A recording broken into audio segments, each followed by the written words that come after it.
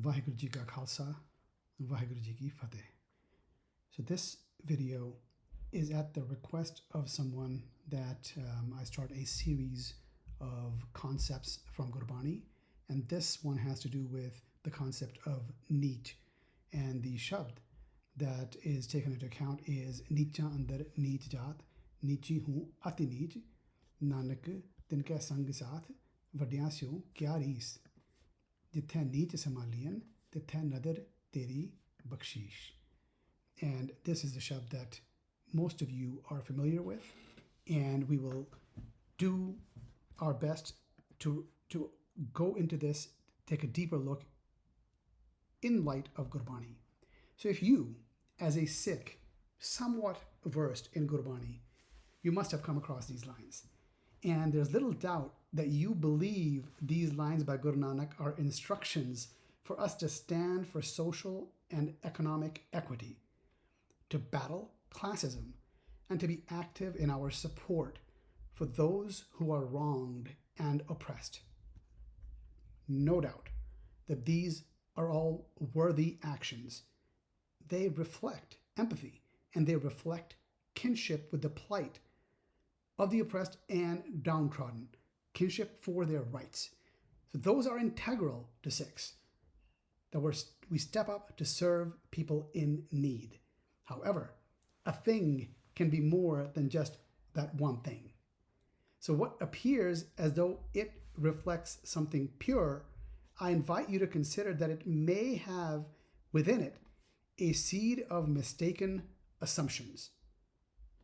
This seed is of ignorance. Most Sikhs worship Gurbani, the book, the form.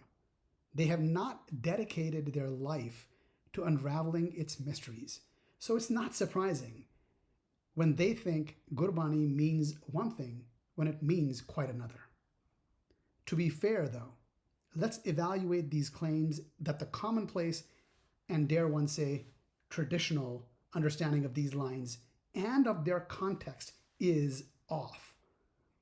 After we go through the rest, you will agree that the traditional understanding in this case, and as I've shown in other cases, is superficial. So without further ado, let's dig deeper.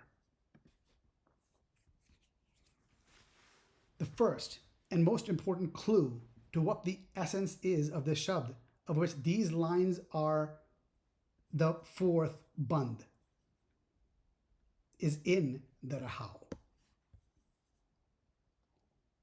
So most assume it's speaking for the oppressed and to think of oneself as lowly, of humility, except many Sikhs, and I have met enough, are loath to consider themselves beneath anyone. In fact, they get quite aggressive when shown the errors of their ways, especially when confronted by Gurbani. So a question we must ask ourselves, if this shabd is asking me to think of myself as low and not to yearn for power, for social prestige and influence, then why is it that to a person, most Sikhs are dedicated to worldly success? These champions of the poor always reference Raj Jog and pay little mind to the glaring hypocrisy and inherent contradictions staring them in their face. So the essence of this shabd is inviting the seeker to elevate their point of view by addressing me, the seeker, as Baba. Baba is speaking to one who can get it. It is asking me and you to operate as though we have the capacity to get it, that we are big and strong enough for it.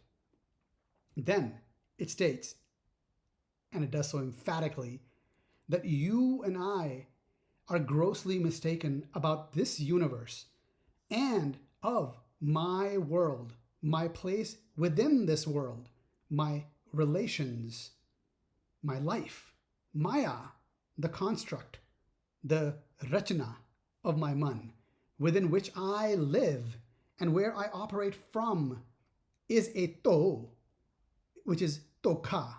It is a fraud. It is a misunderstanding.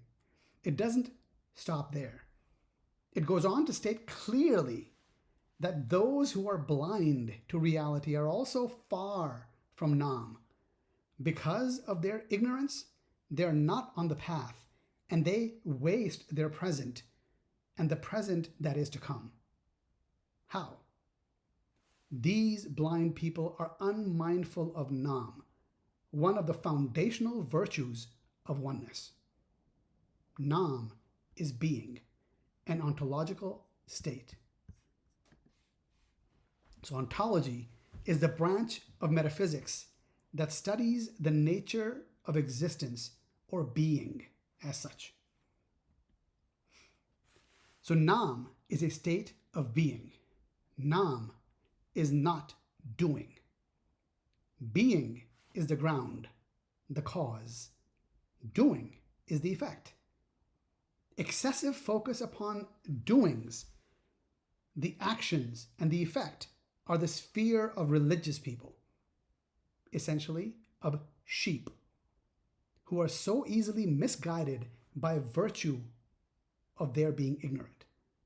Religious people are always worried about what they should or should not do. How will they know? Of course, someone else will tell them. The middleman, the pai, the scholar, the pandit, the idea of a larger group that will decide things for everyone. But from the other side of their very mouth, these same Sikhs will say that there is no middleman in Sikhi, that we have a direct relationship with the guiding wisdom, with the One. Well, if it's so direct, then why don't you know what Gurbani is talking about? You see, most Sikhs are deluded. They think Gurbani tells them how to live. They think Gurbani is an extension of their flawed worldview. It is not. Our relationship with Satguru begins when we first accept death of what we know. Satguru's Gyan, wisdom, has conditions. Pehla, first accept death.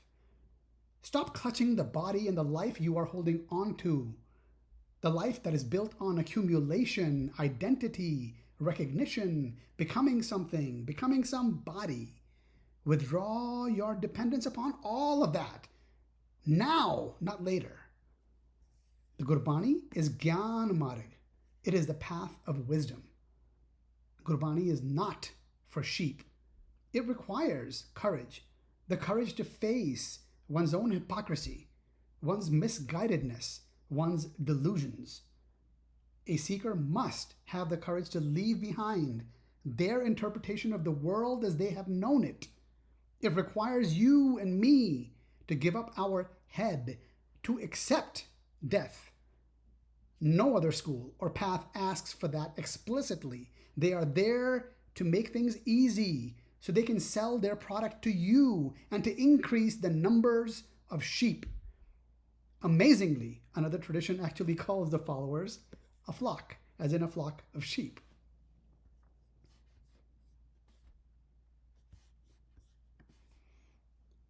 So the second and an important clue is in the 3 at the end of this shabd.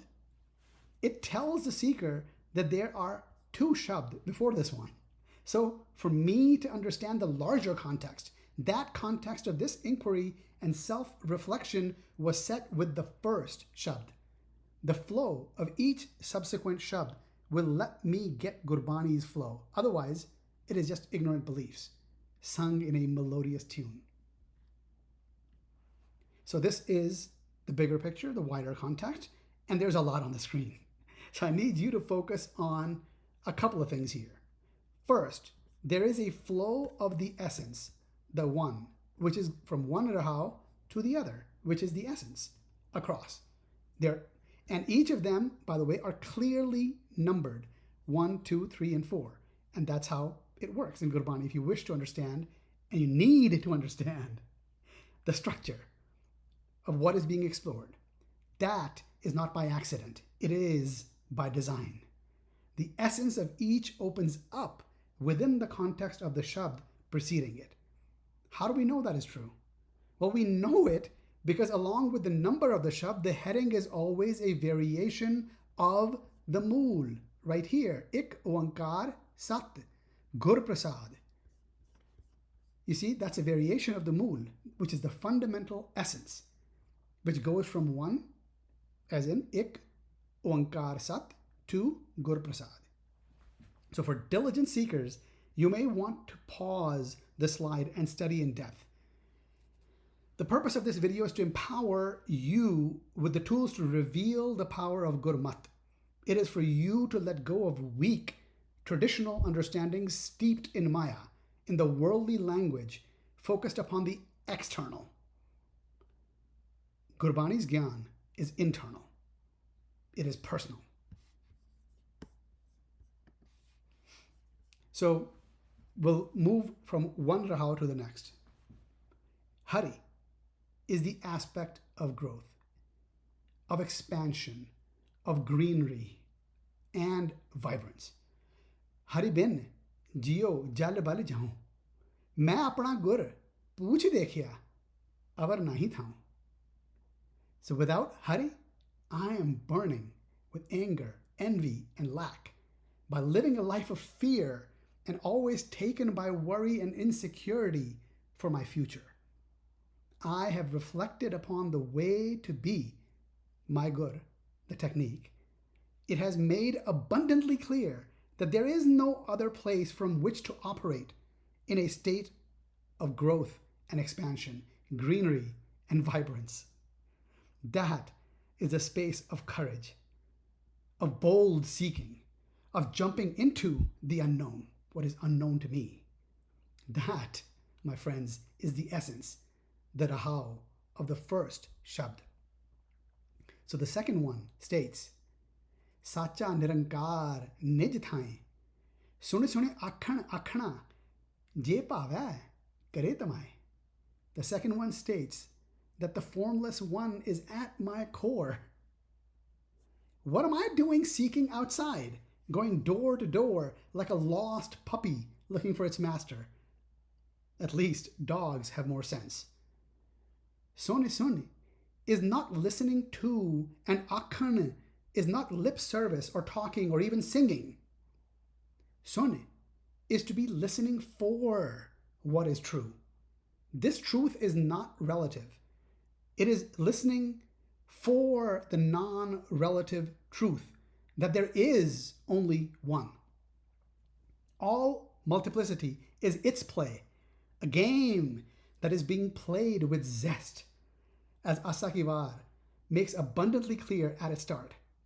Apine aap sajiyo, apine rachiyo nao, dui kudrati sajiye, kare asan ditho chao, chao nal. With zest, don't get taken by the external appearances. Get the unity underneath, and the unity underneath the apparent multiplicity. Now to the third Shabd, which is from where these lines that we are exploring are. It is Baba Maya Rachna To Andha Naam Visarya Na Tis Eh Na Oh. So the third Shabd, the one we are considering, couldn't be more clear about what the first two implied. It states, the appearance of duality is a choice. The appearance of duality is a toka. It is a creation of my man. It is a rachana, something that consciousness makes up. It is an illusion, a fraud that the one has perpetrated upon itself so that it can play this game with zest. Kare asan ditto chao. But as long as one, as in you and me, are blind to truth, and we forget the fact of being one, whole, and not fragmented, we are neither here nor there, because I am not present right now in the only time that is real. I am lost in the past or in the future, which are fake and made up by my man, Past and future, they do not exist. But as human doing, I am always worried about what I should be doing for an unreal future, or I am lost in an idealized or regrettable past. Neither of those are real. The past was real only up to the point that it was present, which is akal. And so will the future be real if I am present then. Neither of them have any more reality than that. This is why I am unmindful of my being right now, and I have no value now or in the now to come. Hope that makes sense. I'm going to skip the fourth right now. We're going to come back to it. So, the first one, which set the context, I'm going to go through this very quickly. It's really about me burning. And why am I burning? In anger and all the duality is because I feel I am endangered. I'm endangered because I'm separate. I'm not one. I am unmindful throughout this entire thing. I am not present. And present to what? Oneness, which is the only way to be. And that is because I am completely taken and I'm full of desires. And all I want is to accumulate more because why? Because I feel there's a lack. And I am working hard to manage perception, the idea people should have of me, which is why the life is fake, especially of religious people. And what I want is power over others, even though I may say I don't want power over others. So the second one speaks to the fact that the source is within. Sacha Nirankar, Nijthai. And it's also Nirankar. There is no Akar, it's the formless one. And Sone Akhana Je Pavya Kare Tamai. The objective is for me to be acceptable to the one voice of integrity within. That is the only worthy toil in my life. Everything else, avar kaaj tere kite naakaam, mere saadh sangati bhaj keval naam. All else is futile. So how then shall I speak that being into existence? That's the question, the second one. Coming to the third. Baba Maya Rachna To Andha Naam Visarya Nate se E Na O. This imagined creation is deceptive. And I, living as a person who's blind to truth and unmindful of being, which is fundamental, the essence of being one, all I do is squander the now. Not living in an akal avastha, but caught within time. I am carrying the weight of this past. It's a burden. And of my claims, and of a future based on my insecurity and anxieties about what I may not have. There is no trust. I am not clear on who I am and where I am and what the relationship is with the universe. That state of ignorance is niche. That is a lowly state. Do you get that? It has nothing to do with humility. The actions that come out of it may align, but that's not because you were on the right path. It's a misunderstanding to understand it in the way of humility, because it isn't. It's a lowly state because it's out of the man, which is steeped within fear, and it is based in duality, all of it. I think that I will die. I think I must leave a legacy. Someone must remember me. All these. What is all that? Because I think something is there to die. Because I feel I am something separate from the one and separate from everything else. That's why there's fear. But when I get the truth, that elevates me. And elevated how? By seeing it. Nurturing the existence and living within truth. How do I know? Nanak tinka sang saath vadiyan syon kya rees jitha neech samaliyan titha nadar teri bakshish. That is what I grant unto myself if I am not tied to the man. I've got to get free of the man by embracing the real. Man creates rachana. That's the fabrication. That's the imagined creation. Right? And if there is any doubt about this, about what lowly is, what niche is, the very next line of the fourth band, the fourth shabd in this ladi, in this thread, is lab kutta kood chuda thag khada murdar par ninda par mal mukh sudhi agni krodh chandal रस कस आप सलाना ए करम मेरे Kartar. This is very strong language. This is a state of want, of fear, of desire because of lack. Based in opposition, greed, insecurity, and wanting to be bigger, wanting to be known, remembered, so on and so forth. It is all out of a hunger that does not go away. There is no room for being because my worldview is corrupt. So all I want is to be doing this and that so people know the doings because they're all human doings. There are no human beings because a human being would focus upon their being. Most people are not. Most of the time, even those who are engaged in Gurmat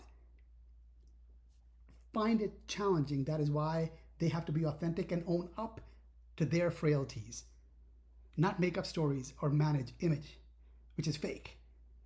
So let's not pay lip service. That is just from an ignorant mind that is trying to fool. They're being cunning.